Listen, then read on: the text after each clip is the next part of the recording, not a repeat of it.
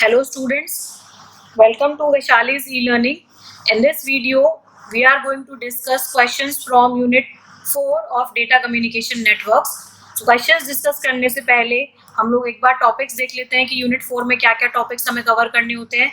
So Unit 4 is concerned about network layer, design issues, routing algorithm, congestion control algorithms, internetworking, TCP/IP, IP packet, IPv4 and IPv6 protocols, IPv4 addresses, connecting devices, virtual LAN and IPv6 addresses. तो ये सारे topics जो है वो हमें unit 4 में cover करने होते हैं. Now moving to the questions, starting from the first question. Open shortest path first is also called as, so open shortest path first जो होता है, it is also known as the link state protocol. Moving to the next question, the computation of the shortest path in OSPF is usually done by, so shortest path identify करने के लिए हम एक algorithm use करते हैं जिसकी help से हम अपने नेटवर्क को ग्राफ की तरह एनालाइज करते हैं और शॉर्टेस्ट डिस्टेंस फाइंड आउट करते हैं सभी नोड्स के बीच में. ठीक है, OSPF में डिक्स्ट्रास एल्गोरिथम की हेल्प से हम लोग शॉर्टेस्ट पाथ फाइंड आउट करते हैं. Moving to the next question, routing information protocol RIP is based on, routing information protocol जो होता है वो डिस्टेंस वेक्टर प्रोटोकॉल पे वर्क करता है. Moving to the next one, the protocol used for inter domain routing is, inter domain routing का क्या मतलब है, यहाँ पे मेरे पास जब भी एक बड़ा नेटवर्क होता है, whenever I have a larger network I divide it into सब नेटवर्क्स. ठीक है, और हर एक सब नेटवर्क को मैं एक ऑटोनोमस सिस्टम या ऑटोनोमस नेटवर्क के नाम से एड्रेस करती हूँ, that this is a autonomous network. So whenever I want to communicate between two different autonomous systems, for that case I am going to use this term inter domain routing. और जब मुझे एक ही network में communicate करना होता है तो that will be intra domain routing. Alright, so inter domain routing के लिए the protocol that is used is BGP, that is border gateway protocol. Moving to the next, routing inside an autonomous system is referred to as, so एक ही autonomous system के बीच में जब आपको routing करनी है, if you have a larger network, आपने उसको सब नेटवर्क्स में डिवाइड कर दिया, autonomous system में डिवाइड कर दिया है.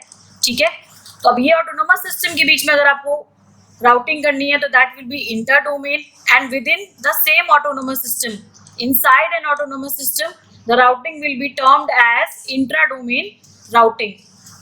Moving to the next question, which IP address class has few hosts per network?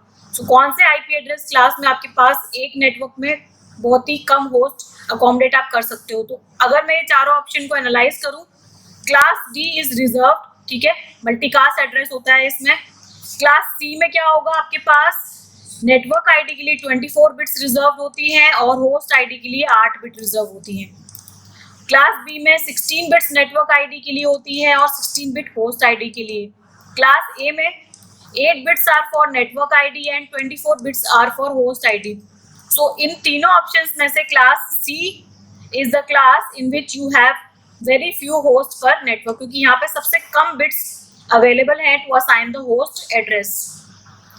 Moving to the next question, two broad categories of congestion control are, so congestion control की जो दो broad categories होती हैं जिसके basis पे हम उन methods को कैरेक्टराइज करते हैं, वो होती हैं open loop and close loop. और ये दोनों इस क्राइटेरिया पे डिफर करती हैं कि हम लोग ओपन लूप में क्या करते हैं, we try to avoid the congestion. ठीक है, क्लोज लूप में हम ट्राई करते हैं कि कंजेशन होने के बाद हम वापस से नेटवर्क को अपने नॉर्मल पोजिशन में कैसे लेके आए.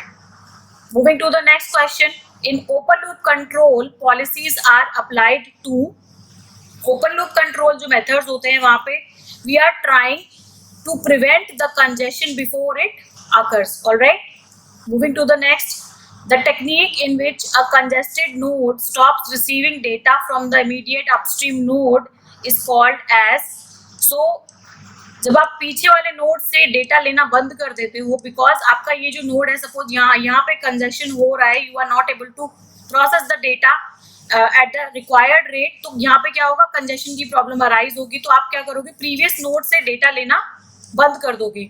Alright, so this particular technique is known as back pressure, जहाँ पे हम अपने प्रीवियस नोड से डेटा लेना बंद कर देते हैं, डेटा एक्सेप्ट करना बंद कर देते हैं. Moving to the next question. The packet sent by a node to the source to inform it of congestion is called. So answer for this would be option C. जब आपके पास काफी सारे nodes हैं जो कि एक दूसरे से connected हैं, suppose there is a situation of congestion here, so you are going to send a choke packet to inform the source node कि यहाँ पे congestion की problem arise हो रही है, so please slow down the data sending process. ठीक है. So choke packet की हेल्प से हम लोग अपने source node को inform करते हैं that a situation of congestion is occurring in the network. Moving to the next one. In classless addressing, there are no classes, but addresses are still granted in. So you have two type of addressing. एक होती है आपके पास classful addressing जहाँ पे आप addresses को classes में divide करते हो, and you have classless addressing जहाँ पे आप कोई भी division नहीं करते हो.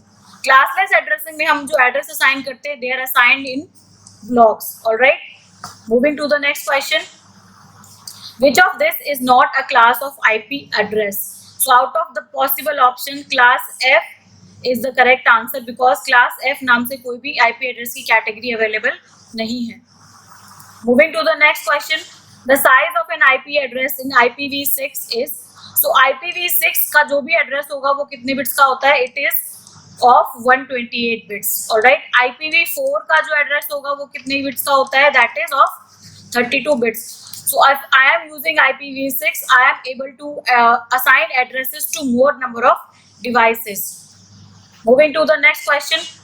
The main reason for transition from IPv4 to IPv6 is IPv4 से IPv6 पे transition करने का सबसे बड़ा reason था address depletion. IPv4 में जो address होगा that is of 32 bits. That means मैं 2 raised to the power 32 unique addresses assign कर सकती हूँ. Although this is a theoretical number, ठीक है, practical number इससे भी कम होगा. IPv6 में I am able to assign 2 raised to the power 128 unique addresses. So you can see that there is a very large difference in the number of unique addresses available in both the protocol. IPv4 में आपके पास कम addresses available है, IPv6 में आपके पास ज़्यादा addresses available हैं. So IPv4 में address depletion की problem arise हो रही थी, जिसकी वजह से we switched to IPv6. Moving to the next question. A device which is used to boost the signal between two cable segments or wireless access point is. So this is a very easy question. आपको signal boost करने के लिए हम कौन से device use करते हैं? That is the repeater. So अगर आपको अपने कम्युनिकेशन नेटवर्क कम्युनिकेशन लिंक की जो लेंथ एक्सटेंड करनी है तो आप रिपीटर की हेल्प से अपने सिग्नल को बूस्ट करके उसे आगे फर्दर और भेज सकते हो. You can send your signal to larger distances by the help of repeater. Moving to the next question. A device that provides a central connection point for cables is. So if you want to connect multiple cables, ठीक है, तो that can be done with the help of a hub. Moving to the next question. A device that is used to connect a number of local area networks is. So काफी सारे local area networks को हम एक router की help से connect कर सकते हैं. Moving to the next one. 14.3.2.2 is an IP address which belongs to. किसी भी आईपी एड्रेस की जो फर्स्ट बाइट है उसको देख के हम बता सकते हैं कि वो कौन सी क्लास को बिलोंग कर रहा है. ऑलराइट. सो ये जो पर्टिकुलर आईपी एड्रेस है ये डेसिमल नोटेशन में दिया हुआ है. तो अगर पहली बाइट 0 से 127 के बीच में होगा तो address is going to belong to class A. 128 से 191 के बीच में होगा तो आईपी एड्रेस क्लास बी का होगा. 192 से 223 होगा तो आईपी एड्रेस क्लास सी का होगा. 224 से 239 corresponds to class D IP address and 240 से 255 correspond to class E. ठीक है, तो ये रेंज आपको याद रखनी है. On the basis of this you can identify कि इस particular IP address की क्लास क्या होगी. So this particular IP address is belonging to class A. Moving to the next question. In an address belonging to class B, the host ID occupies. So class B का जो IP address है, by default I am assuming that we are talking about IPv4 because IPv6 में network ID और host ID किस तरीके से allocate होती है that we have not discussed in this particular unit. ठीक है, so आपको by default ये assume करके चलना है कि हम IPv4 की बात कर रहे हैं. ठीक है, उसी में classful addressing होती है.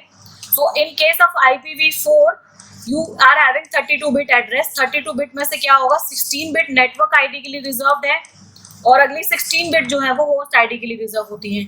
सो क्लास बी के एड्रेस में host ID is going to occupy 16 bits. Moving to the next question, in which layer is a hub specified in the OSI model. So although there are layers specified here, physical layers भी नीचे काम करता है hub, but because we have to choose the most appropriate option, the answer would be physical layer. Moving to the next question, which of the following are true regarding the distance vector and link state routing protocol? So link state routing protocol और distance vector routing protocol के लिए ये सारे statements में से second statement and third statement are true. Distance vector route जो protocol होता है उसमें you are sharing the routing table with the neighbour nodes. ठीक है, तो आप टाइम टू टाइम अपनी राउटिंग टेबल को नेबर नोड्स के साथ में शेयर करते हो so that they can update the roots that are available. Link state is going to update the state of its own link to all the routers in the inter-network. So 2 and 3 would be the correct answer. Moving to the next question, which layer 1 devices can be used to enlarge the area covered by a single LAN segment? तो अगर एक single LAN की मैं बात कर रही हूँ तो वहाँ पे आपको अगर एरिया कवर्ड को enlarge करना है, ठीक है, तो वहाँ पे हम लोग कौन कौन सी डिवाइसेस यूज कर सकते हैं? We can use a hub and we can use a repeater. Moving to the next question, routers operate at layer, LAN switch operate at layer and Ethernet hubs operate at which layer? Alright, so starting with Ethernet hub. Ethernet hub जो operate करते हैं या repeaters operate करते हैं, they are operating at layer 1, that is the physical layer. Switches are operating at layer 2, that is the data link layer, and routers operate at layer 3, that is the network layer. So correct answer would be option B. Moving to the next question, which statement about IPv4 and IPv6 addresses are true? So IPv4 और IPv6 के addresses के बारे में which of the following statement is true?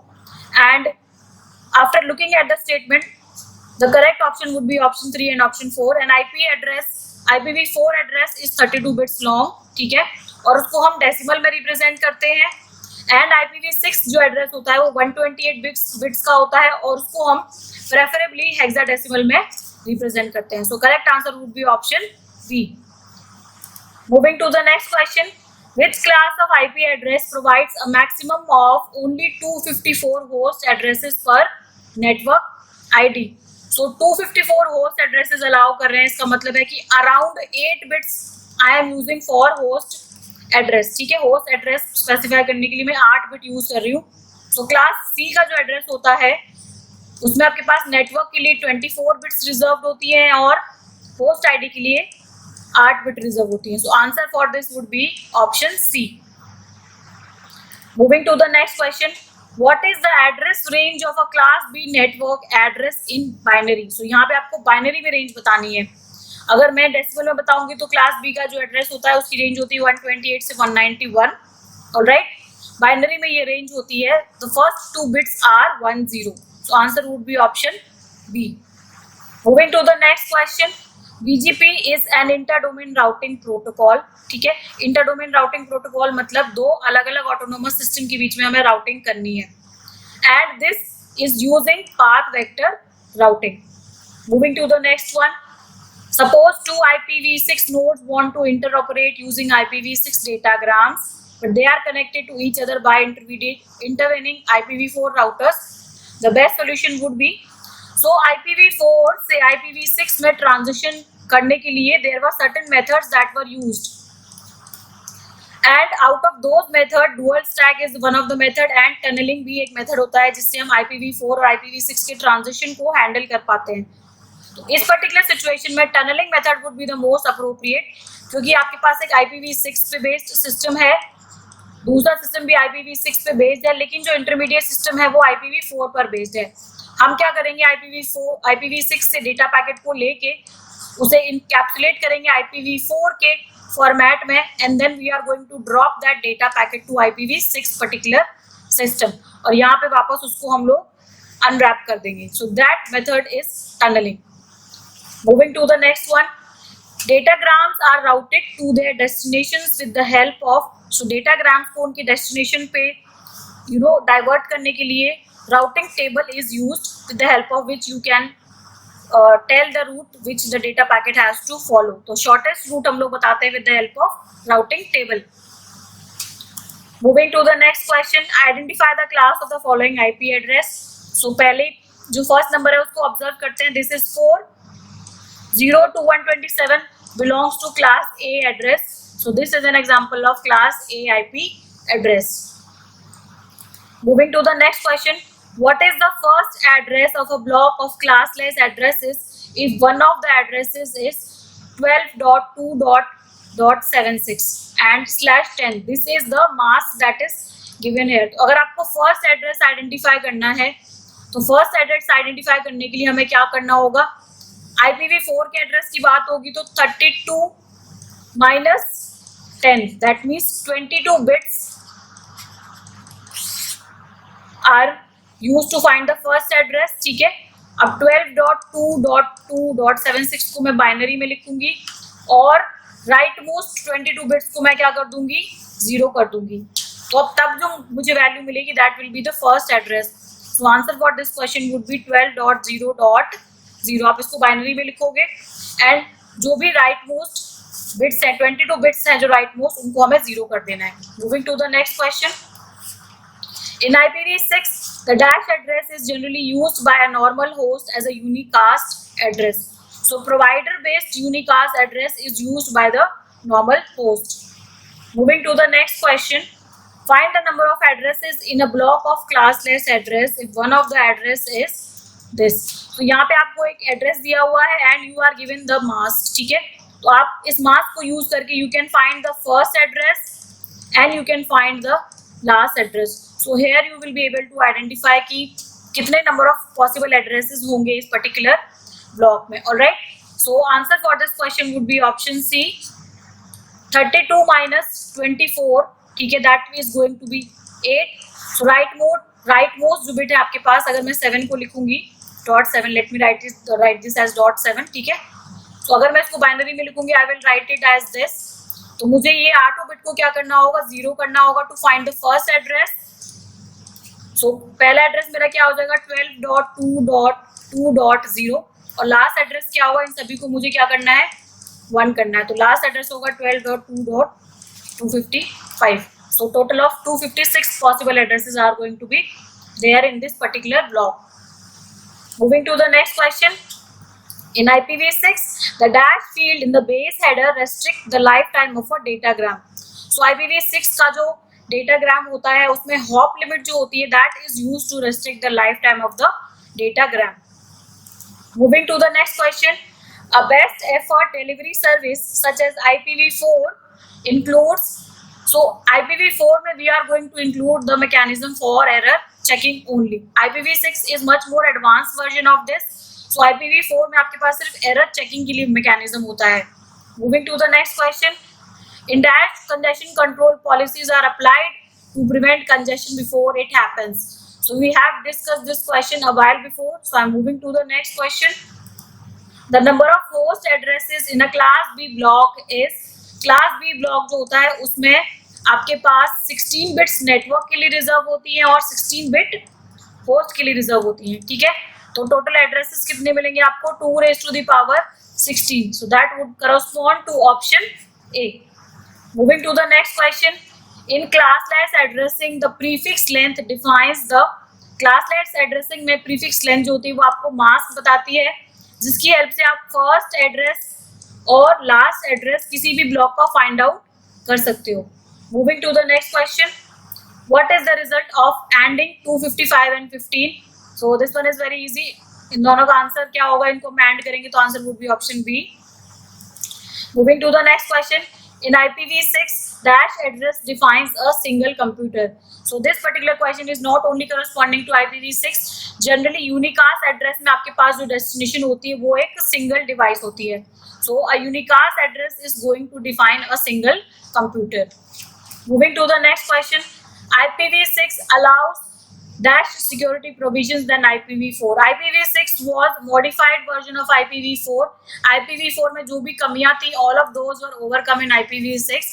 IPv6 में security provision को भी और ज़्यादा improve कर दिया था. तो answer for this would be option A.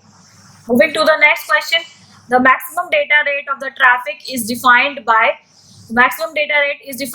the peak data rate, that is option A. Moving to the next one, routing between autonomous system is referred to as, so we have discussed this question a while before. Routing between autonomous system यानी अगर दो अलग अलग autonomous system के बीच में routing करनी है तो that would be inter-domain routing, and if we are performing the routing process within the same autonomous system, that would be intra-domain routing. Moving to the next one, in dash the router may forward the received packet through several of its interfaces. So multicast के case में आपका जो packet है उसके multiple destinations हो सकते हैं. So in that case router is going to forward the received packet through many interfaces. Moving to the next question, distance vector routing algorithm is a dynamic routing algorithm. The routing table in distance vector routing algorithm are updated. So distance vector routing में क्या होता है, आप अपने neighbour के साथ information exchange करते हो, ठीक है. आपके नेटवर्क में जो भी नोड्स कनेक्टेड है all of them are going to share the information with the neighbors, ठीक है, ताकि उन्हें पता लगे कि इस नेबर से कौन कौन से आगे नोड्स कनेक्टेड है. So answer for this would be option C. Moving to the next question, the combination of an IP address and a port number is known as, IP address और port number के combination को हम बोलते हैं, that is a socket address. Moving to the next, the count to infinity problem is associated with distance vector routing algorithm. Moving to the next, which of the following is the size of network bit and host bit of class A of IP address? Class A में आपके पास network के लिए 8 bit होती हैं और host के लिए 24 bits available होती हैं. Moving to the next one, in the IPv4 header, the field is needed to allow the destination host to determine which datagram a newly arrived fragment belongs to. So this particular field is identified by the fragment offset. Moving to the next one, we have discussed this question before, so we are going to the next question. IP address in class A is given by, so आपके पास जितने भी possible options हैं उसमें से option B जो है ये IP address class A की रेंज में लाया करता है, that is going from 0 to 127. Moving to the next question, which of the following IP address class is a multicast address? So A, B, C multicast address नहीं होते हैं. Class D जो address होता है that is a multicast address. Moving to the next one, networks that use different technologies can be connected by using. So अगर आपको कोई भी दो networks को connect करना है which are working on different technologies, they can be connected with the help of routers. Moving to the next one, in the IPv6 addressing notation, the preferred notation to write an IPv6 address is, IPv6 में जो address होता है वो 128 bits का होता है. So अगर मैं इसे बाइनरी में लिखूंगी तो it will be very difficult for me to analyze it. So hexadecimal notation जो होती है वो हम लोग प्रेफर करते हैं जब हम IPv6 का कोई भी एड्रेस लिखते हैं. Moving to the next one, in classful addressing, an IP address 123.23.156.4 belongs to which of the following class? Again this address is pertaining to class A क्योंकि ये A की रेंज में लाया कर रहा है. So answer would be option A. Moving to the next question, in IPv4 the address 200.200.200.200 will lie in. So if I look at the range 0 to 127 class A, 128 to 191 class B, 192 to 223 class C, and you can see this particular address is starting from 200. So ये address होगा class C के लिए.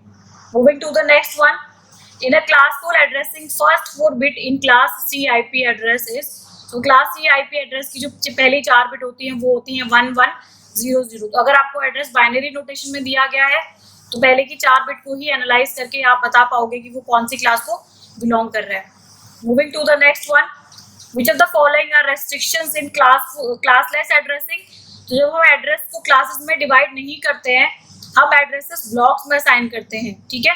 तो blocks में address assign करने के लिए हमें कुछ रेस्ट्रिक्शंस लगानी पड़ती हैं, and all the restrictions given here are true to classless addressing. The number of address should be a power of 2. Mask has to be included, जिससे हम लोग पता लगा पाए कि वो जो पर्टिकुलर ब्लॉक है उसका स्टार्टिंग एड्रेस क्या है और एंडिंग एड्रेस क्या है, ठीक है.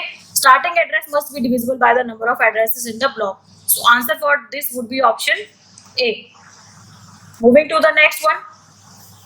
In the IPv4 addressing format, the number of hosts allowed under Class A addresses is, Class A में आपके पास 8 बिट नेटवर्क की आईडी के लिए होती हैं और 24 बिट आपके पास होस्ट आईडी के लिए होती हैं. सो आप होस्ट एड्रेसेस 2⁻24 यूनिक एड्रेसेस वहां पे आइडेंटिफाई कर सकते हो in case of class A addresses.